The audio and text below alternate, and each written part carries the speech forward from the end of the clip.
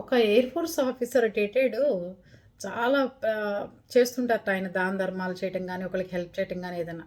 అసలు నేను చనిపోయిన తర్వాత ఇంతమంది నాకు గొప్పగా చెప్పుకుంటున్నారు బతికుండంగా. చనిపోయిన తర్వాత ఎంతమంది వస్తారో చూద్దాం అని చెప్పి ఆయన చనిపోయినట్టు యాక్షన్ చేసేట.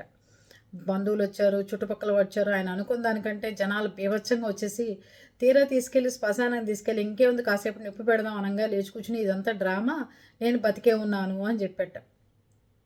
తీరా అందరూ అవాక్కయ్యారు. వీడు దెయ్యమయ్యాడా ఏంటని. అప్పుడు చెప్పాటాయన.